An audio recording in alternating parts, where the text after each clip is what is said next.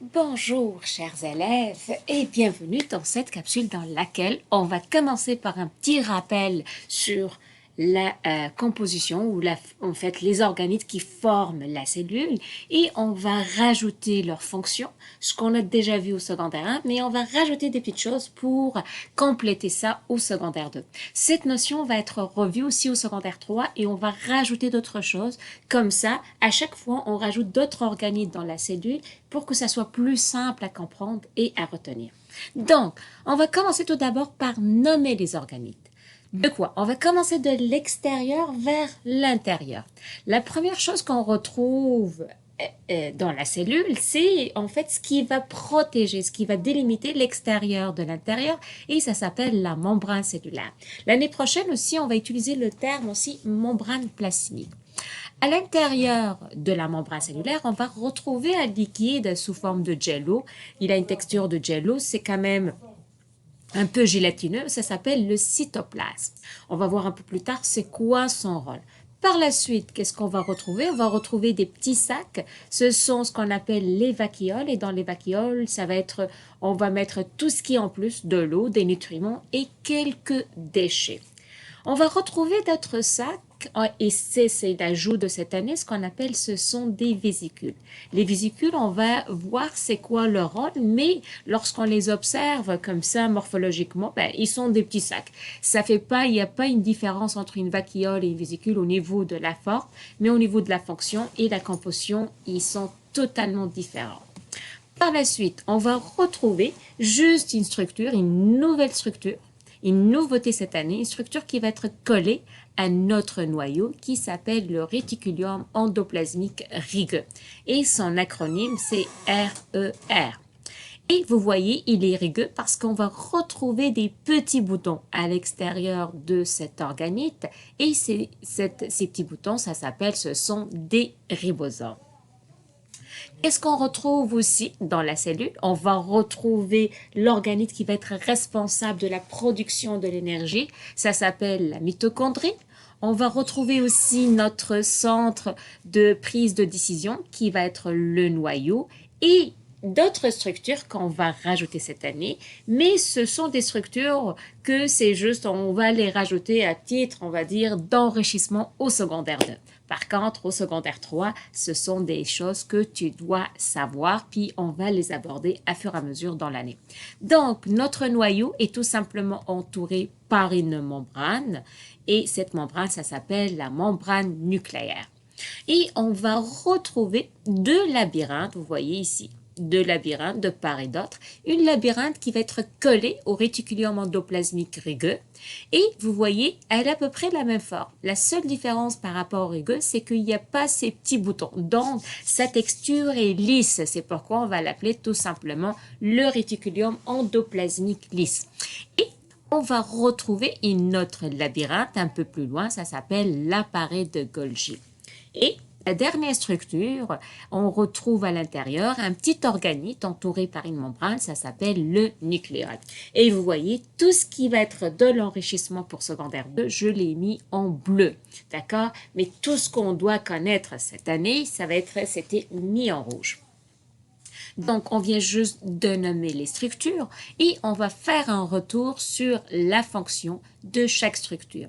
Et pour compléter les notes de cours, vous avez déjà le rôle. Il suffit juste de rajouter le nom de la structure dans le tableau. Donc, la première structure, c'est la membrane cellulaire ou la membrane plasmique.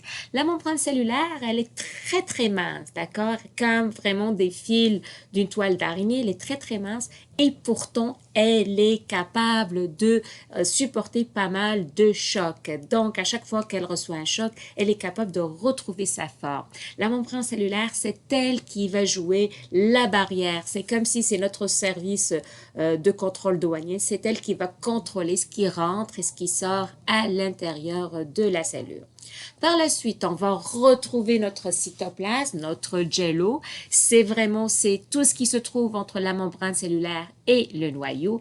Et ce liquide, c'est lui qui va permettre tout d'abord de distribuer les nutriments à tous les organismes, mais aussi de les placer. C'est pourquoi moi j'adore toujours comparer le cytoplasme à un serveur dans un restaurant parce que c'est lui qui va te donner le menu, donc il va te donner les nutriments, mais aussi il va te choisir la place. Il va te dire, tu as besoin d'une table de 4, de 2, puis tu vas t'asseoir à cet endroit. Par la suite, on va retrouver les vacuoles. Rappelle-toi, les vacuoles, ce sont des petits sacs dans lesquels on va mettre tout ce qui est excès d'eau, principalement des nutriments et des déchets.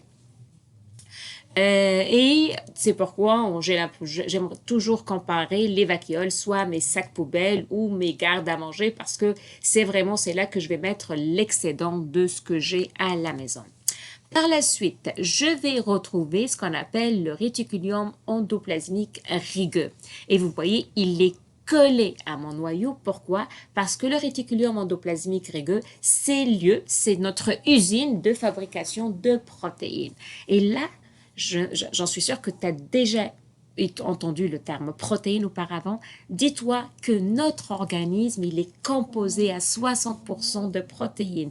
On a des muscles, ce sont des protéines. Nos ongles, ce sont des protéines. Nos cheveux, ce sont des protéines. Donc, les exemples, nos ligaments, les cartilages, ce sont des protéines.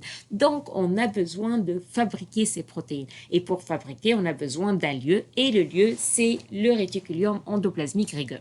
Mais pour fabriquer, ce sont les ouvriers qui vont assurer cette fabrication. Et les ribosomes, les petits boutons qui vont se retrouver à la surface, ce sont eux qui vont fabriquer ces protéines selon la recette qui va être envoyée du noyau. Par la suite, on va retrouver notre centre on va dire, de décision, le cerveau de la cellule, c'est le noyau. Dans le noyau, on va retrouver notre ADN, notre information génétique. Donc, c'est là que c'est lui qui va prendre toutes les décisions pour la cellule. Par la suite, on va retrouver les mitochondries. Les mitochondries, c'est notre Hydro-Québec. C'est elle qui va nous fournir l'énergie. C'est elle qui va fabriquer l'énergie en utilisant notre nourriture, les aliments, principalement le sucre. Deux structures qui vont être plus spécifiques à la cellule végétale, ce sont les chloroplastes. Les chloroplastes, ce sont en fait des structures qui vont être responsables de la photosynthèse. Et je tiens quand même à rappeler que la photosynthèse, c'est une réaction dans laquelle j'utilise la lumière pour fabriquer les nutriments pour la plante. Une autre structure qui va être caractéristique à la cellule végétale, c'est la paroi cellulosique. C'est la paroi qui englobe aussi la membrane cellulaire et c'est elle qui va permettre d'avoir cette rigidité, la cellule végétale, et de garder cette forme bien déterminée. Et avec ça, on a terminé notre cours sur la cellule. La prochaine capsule, on va rentrer plus en détail dans le noyau et on va voir qu'est-ce qui contient ce noyau et pourquoi. On parle parfois d'ADN, parfois de chromosomes, de chromatine. C'est quoi la différence? C'est quoi un gène? Toutes ces questions, on va répondre à tout ça dans la prochaine